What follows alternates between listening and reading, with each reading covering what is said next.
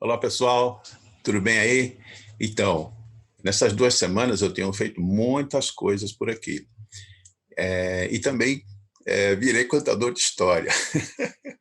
Eu vou contar uma história para vocês, uma coisa que aconteceu nas minhas viagens, né? Uma passagem das minhas viagens que aconteceu há um tempo atrás, mas que ainda me serve de inspiração para que eu possa me desvencilhar das minhas amarras, das minhas questões, né? Então isso me ajuda bastante.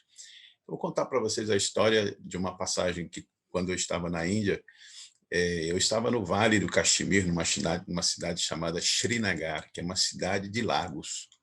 E eu estava ali, e muito ali no sopé dos Himalaias mesmo. Então, e eu tinha a ideia de ir para o Himalaia. Eu queria ir para o Himalaia e queria visitar uma cidade que era um sonho meu, estava dentro do meu planejamento, uma cidade chamada Leh, Leh, isso, lá no estado de Ladakh, na Índia, no norte da Índia, quase fronteira ali com o Tibete. Então, eu queria ir para lá. Então, eu já estava ali em Srinagar já há uma semana, estava hospedado numa casa-barco, e nessa casa-barco eu conheci um francês, o Olivier, e conheci um americano chamado Kevin. E estávamos ali conversando tal, e a gente decidiu ir fazer essa viagem juntos para ler. Então, no dia de manhã, pegamos nossas mochilas, saímos da casa-barco, fomos até o local onde a gente poderia, talvez, encontrar uma passagem lá para a cidade de Lei, e vimos que não ia ter nenhum tipo de avião para lá, porque as condições climáticas não estavam muito favoráveis para aquilo. Mas a gente queria chegar lá, uma vontade muito grande de querer chegar lá, de conhecer aquela região muito legal nos Himalaias, na cidadezinha chamada Leh. Então, nós buscamos assim outras alternativas. E a gente ficou sabendo que tinham caminhões, né, que seguiam para Leh, ali de Srinagar, e elas, como forma de abastecimento da cidade, porque a cidade de Leh, ela abre só 6 meses no ano, e nos outros 6 meses ela fica fechada por conta da neve, condições climáticas, e geralmente fica muito difícil de chegar até lá. Então, e a gente queria chegar. E estava ali quase que fechando já a passagem, que é chamada de Zosilá, passagem de Zosilá, que é uma montanha muito alta, né, que sai do vale do Caxemir e que leva a gente até os Himalaias, uma cidade nos Himalaias. Então, a gente ficou assim, bom, como é que a gente vai fazer? E aí, conversamos ali com alguns motoristas de caminhões, eles falaram, não tem condições de levar, tal. Aí nós enxergamos assim 2 irmãos Sikhs, aqueles indianos que usam turbante, e eles estavam ali indo, né, ali para ler, e nós conversamos com eles, e eles falaram assim, tudo bem, vocês podem seguir com a gente. O caminhão deles, eles se revezavam como motoristas, né, e tinham toda a parte de trás do caminhão, e eles estavam carregando trigo, era trigo in natura, ou seja, muitas sacas de trigo in natura ali.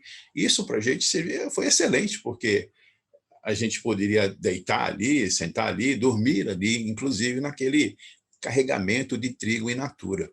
A viagem, pelos nossos cálculos, ela ia durar mais ou menos ali uns 2 dias, né? Então, nós íamos ficar confinados dentro daquele caminhão, subindo a montanha para chegar até ali. As Ruas de La Paz é uma estrada cheia de curvas e muito estreita. E você olha para baixo, você vê o abismo, você olha para cima, você vê a montanha. Então, e lá fomos nós, né, com comida para 2 dias, preparados, né, e fomos lá, então, para atingir a cidade de Leh. Então, no início do caminho, foi tudo ótimo, tudo maravilhoso, só que chegou uma hora, no meio da estrada, já no início da subida, um congestionamento de caminhão. Meu Deus, aí a gente ficou assim, bom, e agora? Né? Como é que a gente vai fazer? Conversando com os irmãos, falou, não, tudo bem, a gente vai chegar algumas horas, a gente vai atrasar algumas horas e tudo mais. E a gente estava ali subindo, né, muito lentamente, uma fila imensa de caminhões, mas aquele cenário, o cenário que a gente via era assim absolutamente fantástico. Isso valia a pena realmente estar ali, naquele local, naquela hora, naquele instante. E era muito bacana porque eu estava com o Kevin Olivier, era um culturas diferentes, um francês, outro americano, eu brasileiro, e a gente começou a conversar. Então a gente sentava nas sacas de caminho de trigo, olhando para o céu, para aquelas montanhas maravilhosas, e ali conversando sobre a vida, sobre as coisas, sobre as diferenças culturais que a gente tinha. O Kevin, ele era um buscador, né, uma pessoa que estava vindo da Austrália e passando pela Europa, né, ali pela Ásia, Europa, e depois ia voltar para os Estados Unidos. O Kevin era um francês que estava também viajando pelo mundo e que ele era também assim astrônomo, ou seja, era um cara que conhecia as estrelas como ninguém.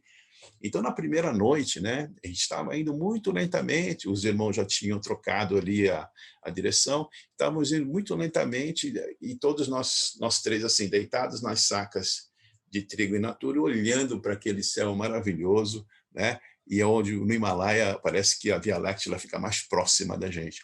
Então, é uma beleza indescritível. E tinha do lado da gente uma pessoa que conhecia muito bem essa história das estrelas, dos astros e tudo mais. Então, ele começou a explicar para a gente ficava assim, extasiado. E aí foi quando eu tive assim, esse insight, né, de ficar em contato mais com a natureza, com as coisas da natureza, e se interessar mais pelas coisas do cosmos e tudo mais. Ali foi muito interessante. E seguimos, então, passamos a noite, dormimos a primeira noite, dormimos, estamos seguindo, tal. De repente, no meio da manhã, comemos de manhã cedo, no meio da manhã, parou tudo de novo. E essa parada tinha sido uma coisa assim, não esperada pelos irmãos motoristas. Então, eles ficaram assim, bom, essa parada não é esperada. E aí, eles começaram a querer saber, né, o que aconteceu, e aí o pessoal falou assim que houve, né, ali um deslizamento de neve, e que uma grande parte da pista, né, da passagem de Zozilá estava interditada, e que nós teríamos que esperar, que não havia outra maneira, que não dava para voltar, e também não dava para subir, estava mais ou menos ali no meio, e querendo atravessar essa montanha para chegar no outro lado, para chegar em Lê. Então, nós tivemos que esperar. E aí foi quando as coisas começaram, os desafios começaram, né? Porque o cenário era maravilhoso, a gente descia, a gente subia, ia tirando muitas fotos, começou a chover, uma chuva, começou um frio, e a gente tinha ali, né, mantimento suficiente para mais um dia, né, sem tomar banho, aquela história toda. E passou a primeira noite fechado, né, o tempo fechado, as notícias que vinham lá de cima não eram animadoras, porque ia demorar um tempo para a máquina chegar até lá, porque a máquina vinha de Lê, porque não dava para vir por aqui, porque estava cheio de caminhão na pista, uma pista muito estreita, sem guardrail, e você olhava para baixo, você via aquele abismo assim, né, que dava medo na gente. Então, nós tivemos que começar a ficar ali e, logicamente, fazer amizade com as pessoas, conversar. Encontramos dois canadenses que estavam de pedal, olha só, de pedal, fazendo toda a trilha. Conversamos ali um pouco com eles, e eles seguiram o caminho, e nós fomos passando os dias dessa maneira. Andava só um pouquinho, aí parava novamente, andava um pouquinho, parava novamente. Bom, no final das contas, assim, para resumir um pouco a história, nossa comida acabou. Nós não tínhamos mais o que comer. E também os irmãos, né, vendo que nós não tínhamos mais o que comer, então compartilhavam ali a pouca comida que eles também tinham, né? E aí outros motoristas também ajudavam e tudo mais, mas a fome aumentou, porque a gente já não sabia mais quanto tempo que iríamos durar para a gente poder fazer a passagem. Bom, passaram 2 dias, passaram 3 dias, e aí foi quando a fome apertou mesmo, e a gente começou a abrir o quê? As sacas de trigo in natura, e começava a comer o trigo cru, né? E aquilo era fantástico, porque o trigo cru, quando você come, vira um grande chiclete, né? E aquilo você vai mastigando e você engole aquilo e te dá uma sensação de estar saciado. Então, nós, durante todos esses dias, nós ficamos ali à base de trigo in natura, né? Que estávamos alimentados, mas não. E era uma coisa bem interessante nesse aspecto, assim.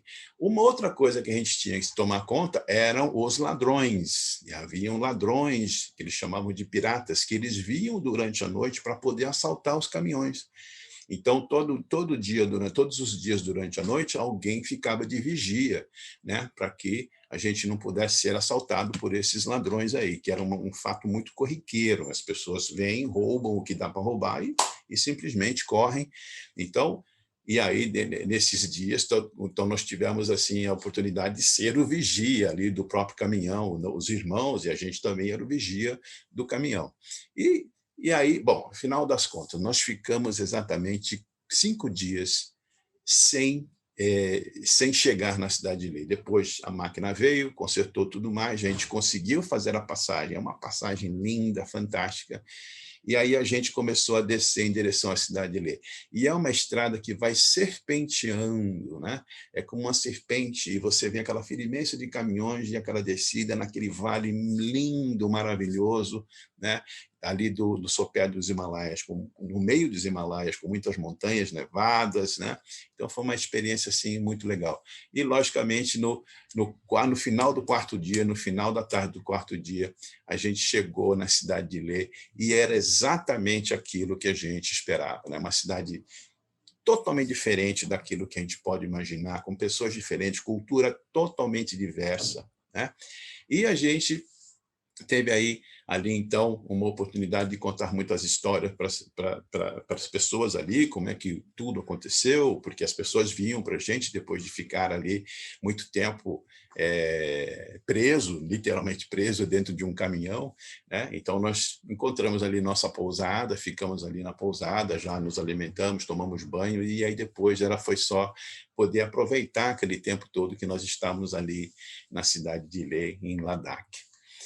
Bom, essa história, ela me inspira até hoje, porque eu, quando lembro disso, então me faz lembrar que a superação, a capacidade de superação, a capacidade de vencer alguma coisa, ela está dentro de todos nós, né? Então, o intuito dessa viagem ela tá por conta de uma vontade muito grande que eu tenho dentro de mim de conhecer essa cidade, essa vontade, esse querer, né? Essa coisa de mesmo com desafios, vamos que a coisa vai rolar, que a coisa vai acontecer. E sempre eu trago isso para mim também aqui, para os meus dias de hoje. Então, essa vontade que nós temos dentro de nós, ela tem que estar num nível onde nós temos a condição de entender que, por exemplo, que isso é o que vai me levar para frente.